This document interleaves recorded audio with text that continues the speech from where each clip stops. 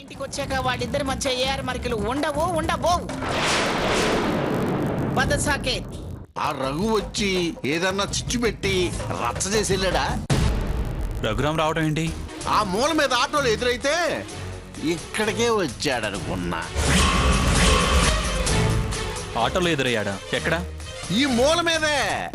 Rascal, వాడి సంగతి చెప్తాను. సాకేత్, నాన్న సాకేత్. సాకేత్. రఘురామ్ అంటూ అంత కోపంగా వెళ్ళాడు. అసలేం జరుగుతుంది? ఎందుకు అతను కొడుతున్నావు? నా జీవితానికి అడ్డొస్తున్నాడు. గుడ్డిగా నడుచుకుంటూ నిజాలని చూడటం మానేకు.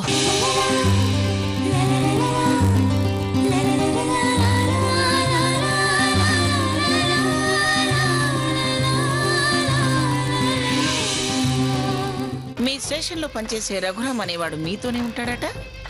అవునమ్మా. వాడమ్మా నాన్న ఎక్కడుంటారు, ఏం చేస్తుంటారు? అంత వివరంగా నాకు తెలియదమ్మా. ఏమీ తెలియకుండానే వాడిని ఇంట్లో ఉంచుకుంటున్నావా? చీరాల్లో చదువుకునేటప్పుడు నా కాలేజ్ మేటు. నేను డిగ్రీ ఫైనల్లో ఉండగా అతను ఇంటర్ ఫస్ట్లో చేరాడు.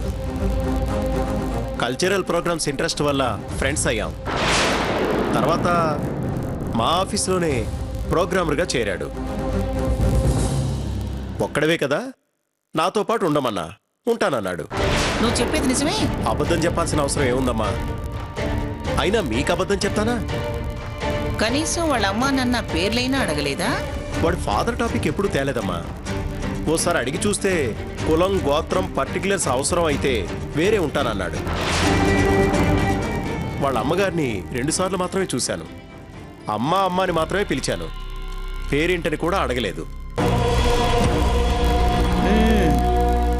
ఇంతవరకు తెలీదు అన్నావు సరే, ఇప్పుడు నాకు తెలుసుకోవాలనిపించింది. ఎలా అయినా వాడి వివరాలు తెలుసుకుని చెప్పగలవా? అడిగితే ఫీల్ అవుతాడేమో అమ్మా. ఫీల్ అవ్వకుండా ఆరతి, వాడికన్నా పైవాడివేగా. ఏదో వంక చెప్పి అడిగి చూడు. ప్రయత్నం చేస్తానమ్మా. ప్రయత్నం చేయడం కాదు, వివరంగా వివరాలు తెలుసుకొని అర్జెంటుగా నాకు చెప్పాలి. వాళ్ళ వివరాలు ఈవిడికేం అవసరం పడింది? వాడికి ఏమన్నా పెళ్లి సంబంధాలు చూస్తున్నారా? అలాగేనమ్మా, వస్తాను. మంచిది. వీడు తెలిసి చెప్పట్లేదా, నిజంగా తెలీదా? చూద్దాం. చెబితే చెబుతాడు, లేకపోతే మరో దారిలో ప్రయత్నం చేద్దాం.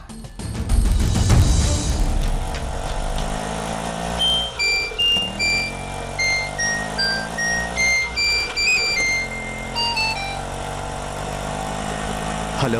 ఎరా, డిశ్చార్జ్ అయ్యావా? ఇంకా ఇంటికి రాలేదే? డిశ్చార్జ్ అయ్యాను రా, కానీ ఇంటికి రావడం లేదురా. ఏంటి, ఇంటికి రావట్లేదా? అదేంట్రా, ఇంటికి రాకుండా ఎక్కడికి వెళ్తున్నావు?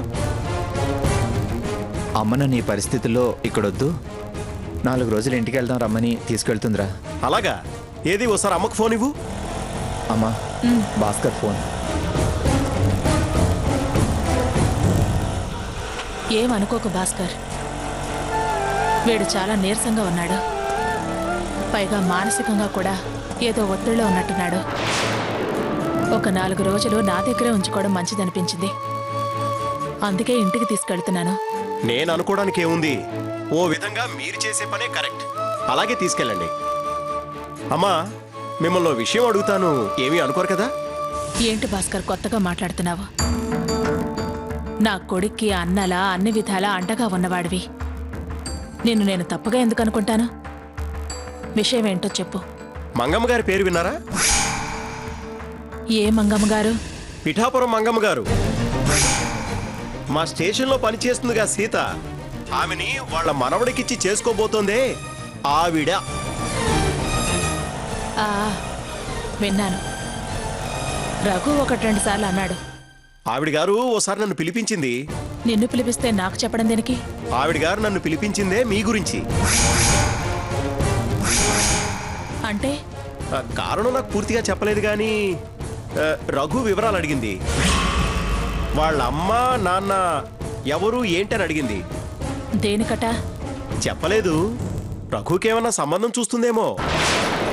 వివరాలు తెలియని ఆవిడ సంబంధం ఎలా చూస్తుంది? నువ్వేం చెప్పావు? నాకు రఘు తప్ప మీ ఫ్యామిలీ గురించి ఏం తెలియదు కదా, అదే చెప్పాను. కనుక్కొని చెప్పు అంది. సరే, మేం ఊరెళ్తున్నాం కదా, వచ్చాక కనుక్కుని చెప్తానను. అలాగే, వీలైతే బస్టాండ్కి రా. తప్పకుండా వస్తాను. ఉంటాను. ఆవిడ ఆరాలు తీయడం మొదలుపెట్టింది. విన్నాను. సాకేత్ సీతను వేధించినట్టు ఈవిడ భాస్కర్ వెంట పడుతుందేమో. వివరాలు తెలియదన్నప్పుడు వెంటపడి మాత్రం ఏం చేస్తుందిరే? అంత ఇబ్బంది పడుతున్నాడనిపిస్తే అప్పుడే వచ్చి వివరాలు అందరికీ తెలిసొచ్చేలా చేద్దాం. ఈలోగా సీత పెళ్లి కూడా అయిపోతుంది. ఏమంటావ్?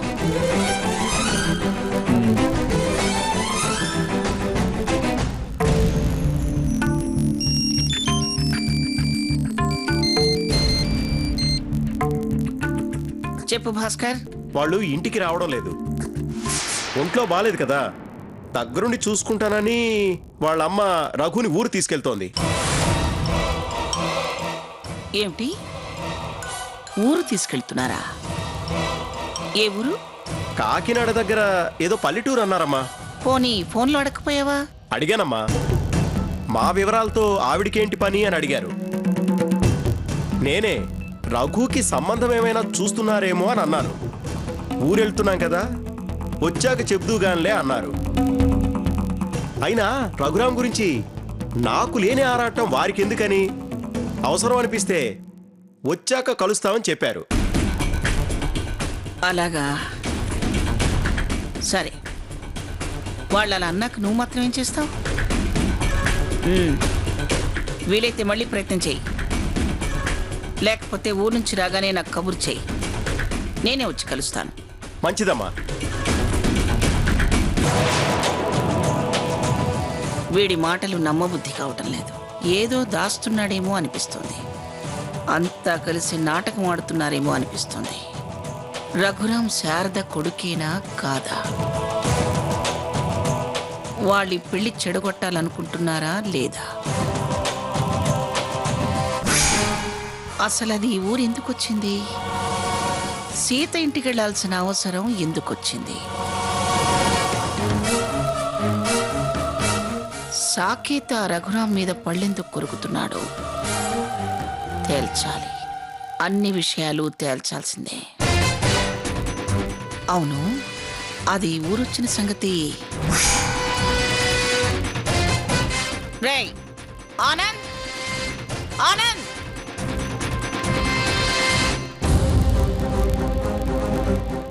ఏమిటి బట్టలు సర్దుతున్నావు? అమ్మా, ఎక్కడికి? నాకెవరున్నారు అత్తయ్య? నేనెక్కడికి వెళ్తాను? రేపు పెళ్లి మండపంలో కట్టుకోవాల్సిన చీరలు బ్యాగులో సర్దుతున్నాను. ఇంతకాలానికి ముందు ఆలోచనలతో చేస్తున్న పని ఇదొక్కటే. అన్నీ మీరే చూసుకుంటుంటే నేను ఆలోచించేయాల్సింది ఏముంటుంది? సరే, అయితే బయటికెళ్ళు. నేను వీడితో ఆలోచించి తీసుకోవాల్సిన నిర్ణయం ఒకటి ఉంది. అయినా నేను ఆలోచించేది ఏముందమ్మా? అడిగిన దానికి సమాధానం అందించు చాలు. ఆలోచన నిర్ణయం నాది. ఏ ప్రశ్నకి సమాధానం కూడా చెప్పలేవా? అయినా బయటికి వెళ్ళడం దేనికి? నేను అడగటం మొదలు పెట్టాక తెలుస్తుంది. నువ్వు వెళ్ళవే ముందు.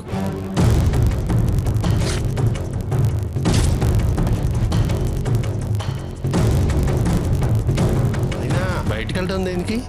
నేను అడగటం మొదలు పెట్టాక తెలుస్తుంది. నువ్వు వెళ్ళవే ముందు.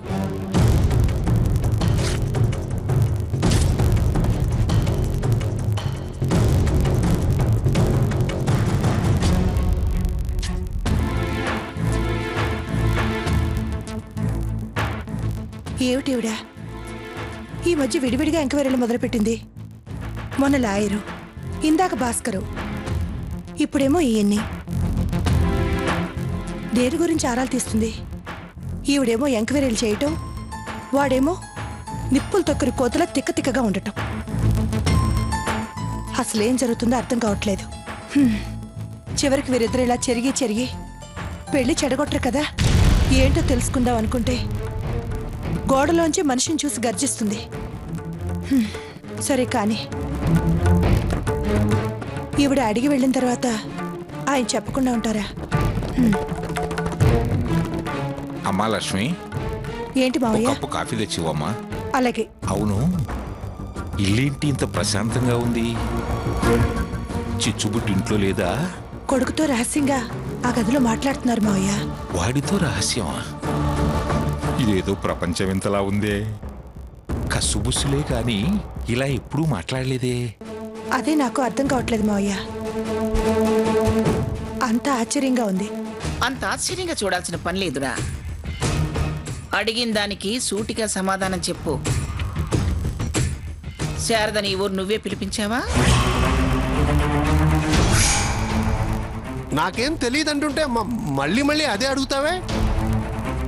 అయినా వాడి పెళ్ళికి శారదని నేనెందుకు పిలుస్తాను? ఎంతైనా పెద్ద పెళ్ళం కదా. పైగా చీరాల్లో అది కనపడగాని తహతహలాడిపోయావు కదరా.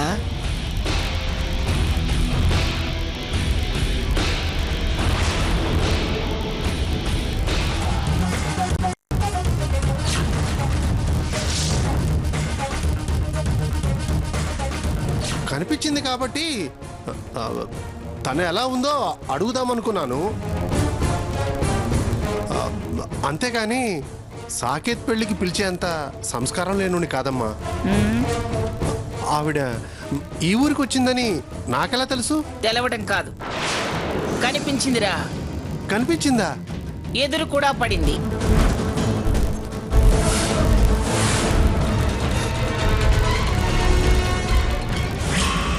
వాదించింది కూడా. నాకు వార్నింగులు కూడా ఇచ్చింది. కళ్ళు తెరిపించే ప్రయత్నంలోనే కన్ను మూసేదాకా బ్రతుకుతాను. చెమ్మగిలిన కళ్ళతో నన్ను క్షమాపణ అడిగే రోజు దగ్గరలోనే ఉంది. పైగా అది ఎదుటి పడింది ఎక్కడో తెలుసా? ఎక్కడా? సీత వాళ్ళ ఇంటి దగ్గర. సీత ఇంటి దగ్గర? అందుకేరా నిన్నడగాల్సి వచ్చింది. అసలు అది సీత వాళ్ళ ఇంటికి ఎందుకు వచ్చింది, ఎలా వచ్చింది? అందుకే నిన్ను అడగాల్సి వచ్చింది. మావయ్య, కాఫీ.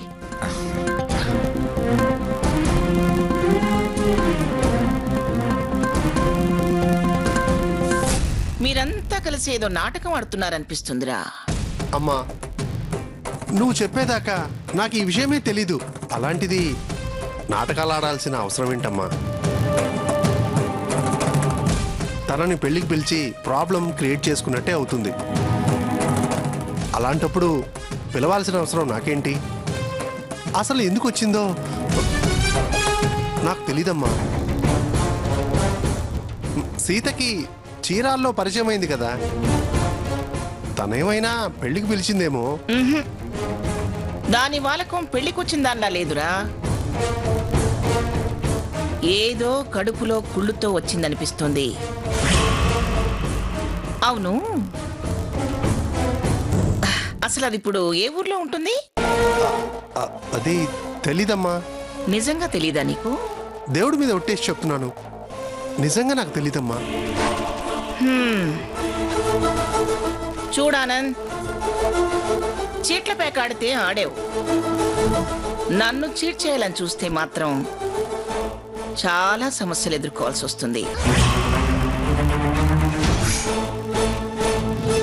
సరే, ఇప్పటిదాకా దాని గురించి ఏం తెలియకపోయినా ఇప్పటి నుంచి వివరాలు తెలుసుకో. నీకేం తెలిస్తే అది నాకు చెప్పు. దాచాలని చూస్తే మాత్రం నీ కొడుకు పెళ్ళి ఇబ్బందుల్లో పడుతుంది.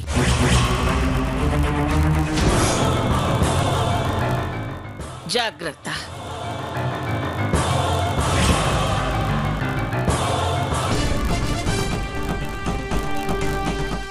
ఏమండి? ఏంటి మంగా? మీతో మాట్లాడాలి, రండి.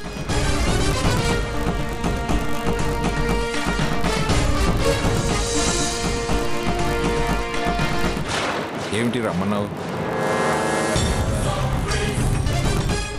మీతో మాట్లాడాలి, రండి.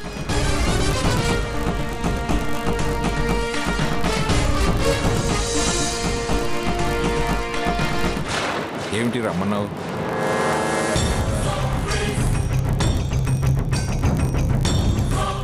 శారద ఈ ఊరొచ్చింది. వస్తే అది ఎందుకు వచ్చిందా అని నాకు అనుమానంగా ఉంది. సిటీ అన్నాక 1,00,000 మంది 1,00,000 పనుల మీద వస్తుంటారు. వాళ్ళ గురించి నీ అనుమానాలేమిటి? 1,00,000 మంది 1,00,000 సార్లు వస్తారు వెళతారు. ఆ రావడం వేరు, ఇది రావడం వేరు. పైగా అది సేతింటికొచ్చింది. వస్తే రావచ్చు, దానికి నువ్వు అనుమాన పట్టడానికి సంబంధం ఏమిటి? అది నా శత్రువు. నా శత్రువు నా కాబోయే మనవరాలి ఇంటికి వస్తే నేను అనుమానించద్దా? గుమ్మడికాయలు దొంగ ఎవరంటే భుజాలు తమ్ముడుకున్నట్లు నేను తప్పు చేశాను అనుకునే వాళ్లే అలా అనుమాన పడుతుంటారు. అది మామూలుగా ఎప్పట్లా వచ్చినట్టయితే నేను మిమ్మల్ని ఇంత ప్రత్యేకంగా అడిగేదాన్ని కాదు. పెళ్లికి ముందొచ్చింది కాబట్టి ఆరా తీస్తున్నాను. నీకు అనుమానంగా ఉంటే నీ ఆరాలేవో నువ్వు తీసుకో, అంతేగాని ఇందులో మధ్యలో అనవసరంగా నన్నిరికించుకో. చూడండి, నేనెప్పుడూ మిమ్మల్ని ఏమీ అడగలేదు. కానీ ఈ విషయంలో మీరు నాకు కాస్త సాయం చేయాలి. ఏంటది? సీతతో పాటు వాళ్ళ ఆఫీసులోనే ఒక వాగుడుగా పనిచేస్తున్నాడటగా. వాడిప్పుడు భాస్కర్ ఇంట్లోనే ఉంటున్నాడటగా. సీత ఇంటికి కూడా వచ్చెళ్తుంటాడట. నేను ఆ మధ్య వాళ్ళ ఇంటికి భోజనానికి వెళ్ళినప్పుడు వాడు కూడా వచ్చాడట.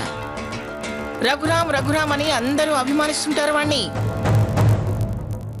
కానీ నేను వాణ్ణి చూడలేదు.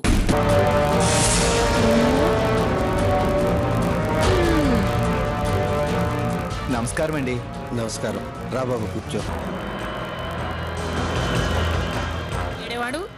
అమ్మా, అతను ఫేస్ వాష్కి వెళ్ళాడమ్మా. ఏ వాడి ఫేస్ వాష్ చేసుకోకపోతే చూడటానికి వీలవదా? ఫేస్ నేను చూసేదే ఉందిలే, పదవే.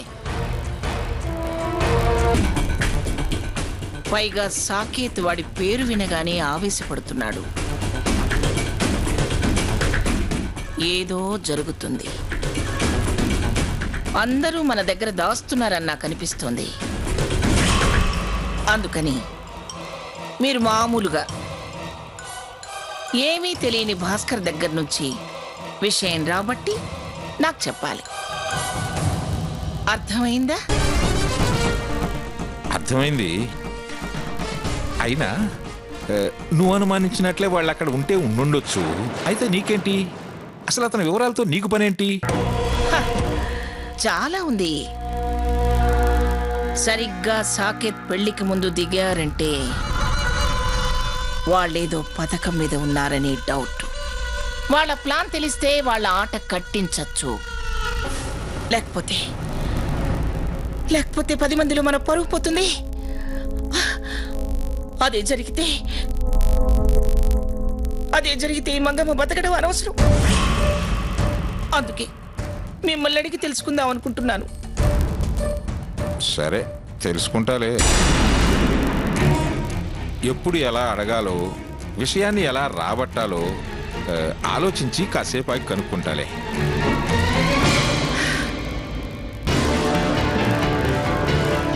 ఎలా తెలుసుకుంటారు? భాస్కర్ నెంబర్ చెప్తాను, ఫీడ్ చేసుకోండి. చెప్పు. 9966. సరే, కనుక్కుంటా.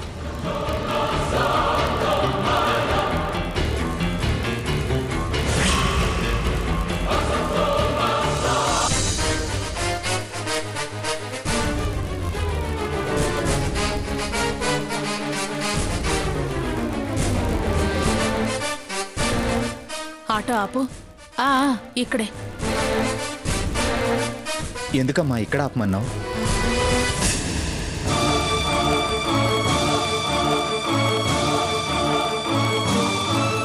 ఏంటమ్మా ఆలోచిస్తున్నావు? వెళ్దామా వద్దా అని.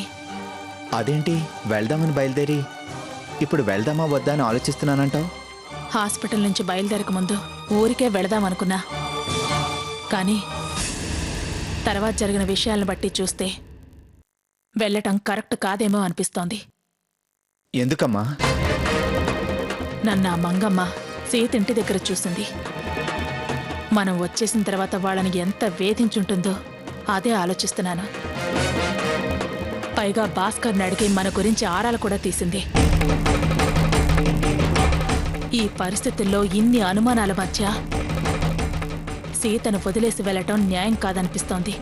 అలా అని మనం ఇక్కడే ఉండిపోతే సీత ప్రమాదంలో పడుతుందేమో. నిజంగానే ప్రమాదంలో పడి నిలదీసే పరిస్థితి వస్తే తన తప్పేం లేదని చెప్పి సాక్షులుగా ఒప్పించగలిగే వాళ్ళం మనమే కదరా. మనం తన్ని సమస్యల్లో వదిలేసి వెళ్ళటం ధర్మం కాదేమో అనిపిస్తోంది.